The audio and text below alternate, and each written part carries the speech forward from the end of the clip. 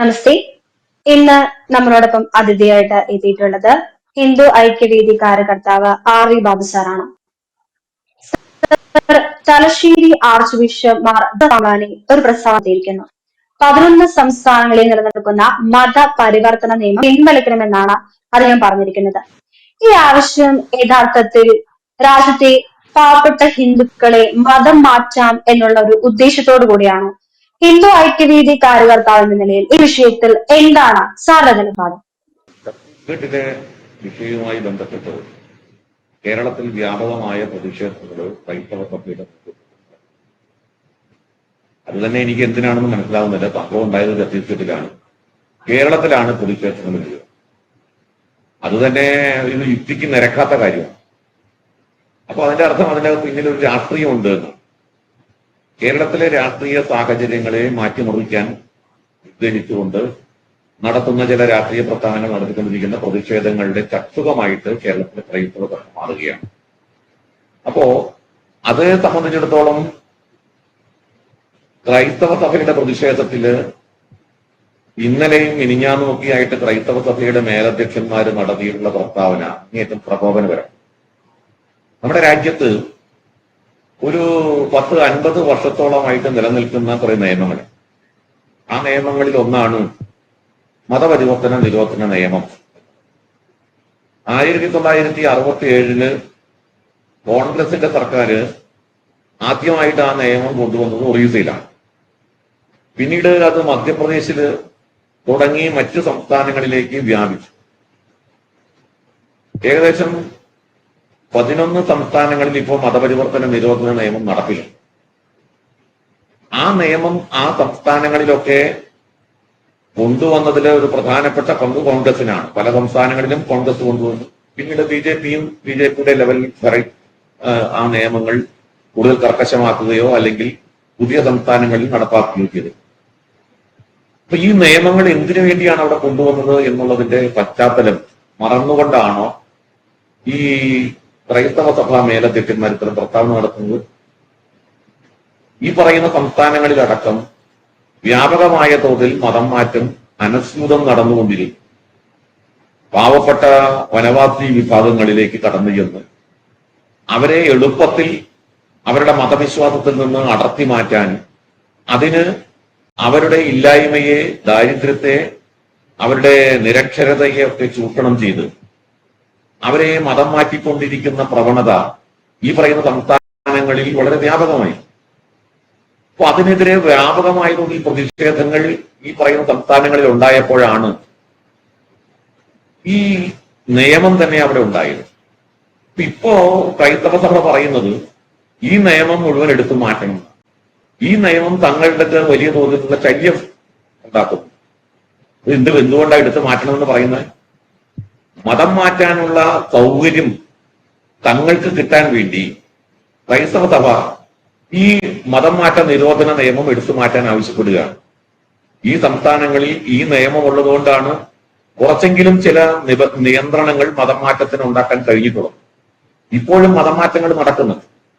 ആ മതമാറ്റങ്ങൾ എങ്ങനെ നടക്കുന്നു എന്ന് വെച്ചാൽ, നിലവിലെ ഈ സംസ്ഥാനങ്ങളിലെ മതം മാറ്റങ്ങൾ നടത്താനായിട്ട് കുറെ കണ്ടീഷൻസ് ഉണ്ട്. 60 ദിവസം മുൻപ് മതം മാറുന്ന വ്യക്തി സ്വമേധയാ ഒരു കൺഫെഷൻ സർട്ടിഫിക്കറ്റ് കൊടുക്കണം, ഒരു സമ്മതപത്രം കൊടുക്കണം, അതിന്റെ വില്ലേജ് ഓഫീസറുടെ ഒരു സർട്ടിഫിക്കറ്റ് വേണം. ഇത്തരത്തിലുള്ള ഒരുപാട് പ്രൊസീജിയേഴ്സ് ഉണ്ട്.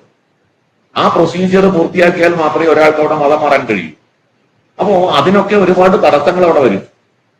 ആ തടസ്സങ്ങളെ മറികടക്കാനായിട്ട് ഇപ്പൊ ക്രൈസ്തവ സഭകൾ ഈ പറയുന്ന വനവാസി മേഖലകളിലൊക്കെ ചെയ്യുന്ന തട്ടിപ്പ് എന്ന് വെച്ചാൽ, ഇവരെ മതം മാറ്റി, പക്ഷേ ഇവരുടെ നാട്ടില്ല, ഇവരുടെ രേഖാപരമായിട്ട് സർക്കാർ രേഖകളിൽ ഇവര് മതം മാറിയതായിട്ട് കാണിക്കില്ല. അപ്പൊ അങ്ങനെയുള്ള വലിയ തോതിലുള്ള ജനസംഖ്യയിൽ ഈ ക്രൈസ്തവരായിട്ട് മാറിയിട്ടുണ്ട് ഈ മതം മാറ്റങ്ങൾ.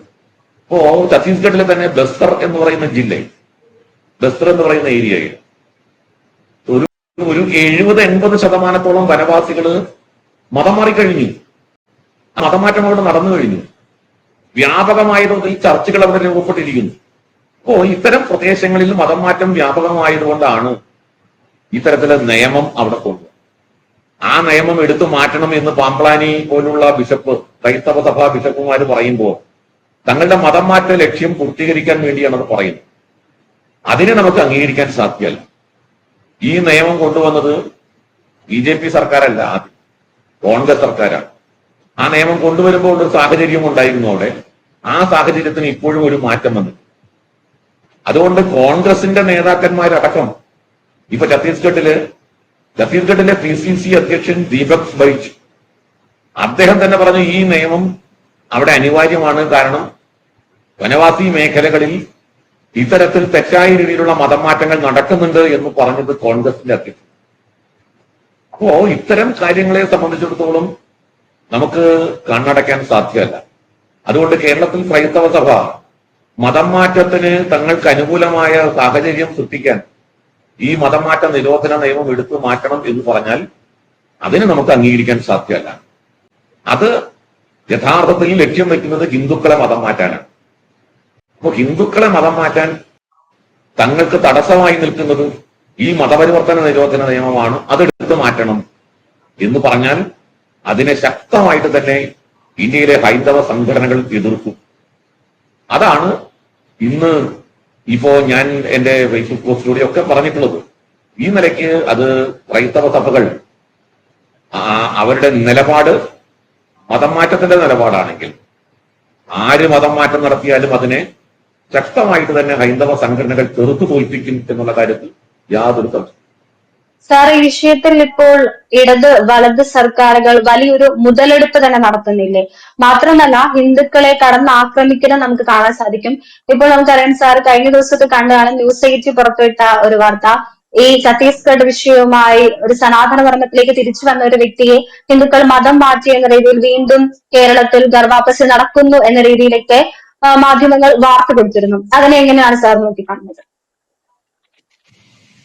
അല്ല, യഥാർത്ഥത്തിൽ ഇന്ത്യയിൽ മതം മാറ്റം നടക്കുമ്പോൾ തിരികെയുള്ള മതം മാറ്റവും ആദ്യം ക്രൈസ്തവ സഭകളും ഈ മുസ്ലിം സംഘടനകളും ഒക്കെ അവരുടെ മതം മാറ്റം അവസാനിപ്പിക്കട്ടെ, എന്നിട്ട് ഗർഭാപ്പസിയെ കുറിച്ച് ആലോചിക്കും. ഗർഭാപ്പസി എന്നുള്ളത് എന്താണ് യഥാർത്ഥം? ഗർഭാപ്പസി പല കാരണങ്ങളെ കൊണ്ട് തെറ്റിദ്ധരിപ്പിക്കപ്പെട്ടോ ലോഭനത്തിന് അടിമപ്പെട്ടോ അല്ലെങ്കിൽ ഭീഷണിയുടെ പുറത്തോ ഒക്കെ മതം മാറിപ്പോയിട്ടുള്ള ആളുകളെ തിരികെ സ്വധർമ്മത്തിലേക്ക് കൊണ്ടുവരുന്ന പ്രവർത്തനമാണ് ഗർഭാപ്പസി. ഇത് ന്യായയുക്തമാണ്. കാരണം ഈ മതം വിട്ടു പോയവർക്ക് തിരികെ വരാനുള്ള സാഹചര്യം ഒരുക്കി കൊടുക്കുമ്പോൾ അവർ തിരികെ വരുന്നു. അതിനെ മതം എന്ന് പറയാൻ സാധ്യമല്ല, അത് വീട്ടിലേക്കുള്ള തിരിച്ചുപോക്കാണ്. അതുകൊണ്ടാണ് ഗർഭാപ്പസി എന്ന് പറയുന്നത്. അപ്പൊ വീട്ടിലേക്ക് മടങ്ങി വരുന്നു എന്നുള്ളതാണ് ഗർഭാപ്പസി കൊണ്ട് ഉദ്ദേശിക്കുന്നത്. വീട്ടിൽ നിന്ന് പോയവര് വീട്ടിലേക്ക് തിരിച്ചു വരികയാണ്.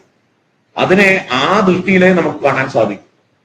ഇന്ത്യയിൽ അത്തരത്തിൽ വീട്ടിലേക്ക് തിരിച്ചു വരാൻ വേണ്ടി ശ്രമിക്കുന്ന മതം മാറിപ്പോയ ആളുകൾ, മതം മാറിയിട്ടും മതം മാറിയ ആ മതത്തിൽ തങ്ങൾക്ക് നീതി കിട്ടുന്നില്ല, തങ്ങൾക്ക് ഈ പറയുന്ന മറ്റുള്ളവരോടൊപ്പമുള്ള നില കിട്ടുന്നില്ല, അല്ലെങ്കിൽ ആ അംഗീകാരം കിട്ടുന്നില്ല, ബഹുമാനം കിട്ടുന്നില്ല, ഈ നിലയ്ക്ക് ചിന്തിക്കുന്ന മതം മാറിയ ക്രൈസ്തവരുണ്ട്, മതം മാറിയ മുസ്ലിങ്ങളുണ്ട്, ദളിത് ക്രിസ്ത്യാനികളും ദളിത് മുസ്ലിങ്ങളും ഒക്കെ ആ വിഭാഗത്തിൽപ്പെടുന്നവരാണ്.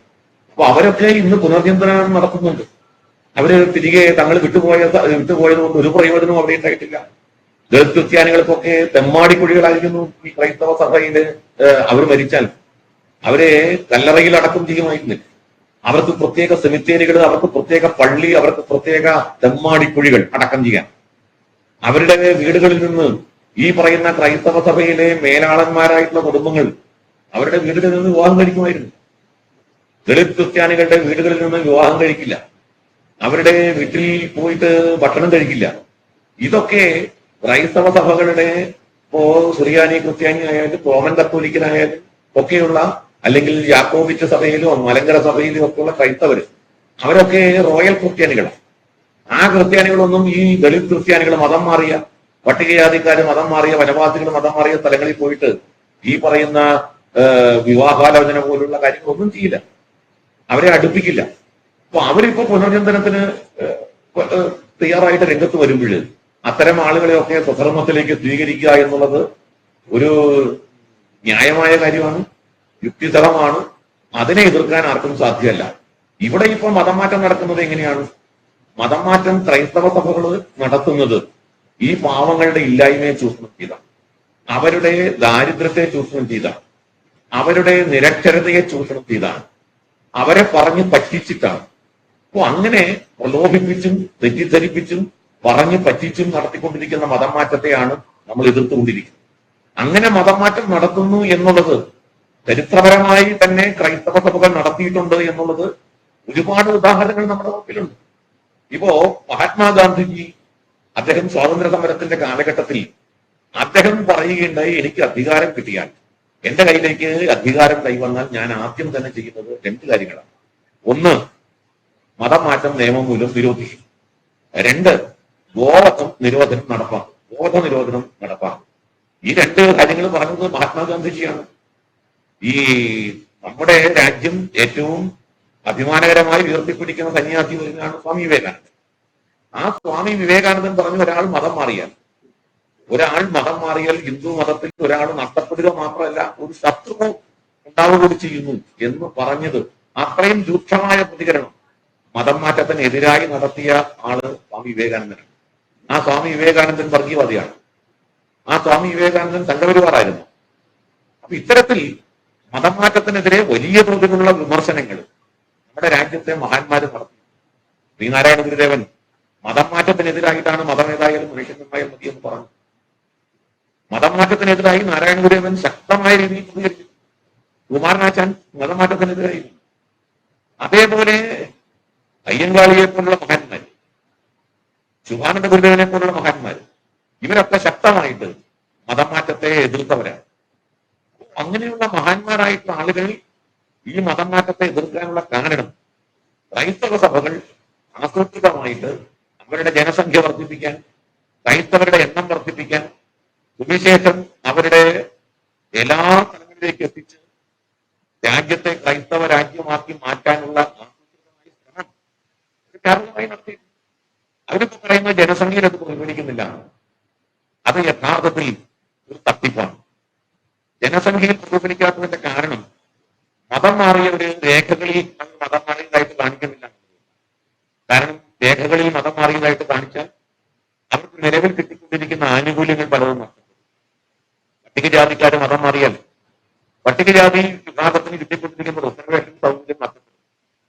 ആ റിസർവേഷൻ സൗകര്യം വേണം എന്നാവശ്യപ്പെട്ടുകൊണ്ടാണ്, ദളിത് ക്രിസ്ത്യാനികൾക്ക് സംവരണം വേണം എന്നാവശ്യപ്പെട്ടുകൊണ്ടാണ് ക്രൈസ്തവ സഭകൾ വലിയ സമരം നടത്തുന്നത്. അതിനനുകൂലമായിട്ടാണ് കോൺഗ്രസ് സർക്കാർ രംഗരാമകൃഷ്ണ കമ്മീഷനെ ഏർപ്പെടുത്തിയത്. അങ്ങനെ രംഗരാമകൃഷ്ണ കമ്മീഷൻ പറഞ്ഞത് ഇതേപോലെ ദളിത് ക്രിസ്ത്യാനികൾക്ക് സംവരണം കൊടുക്കണം.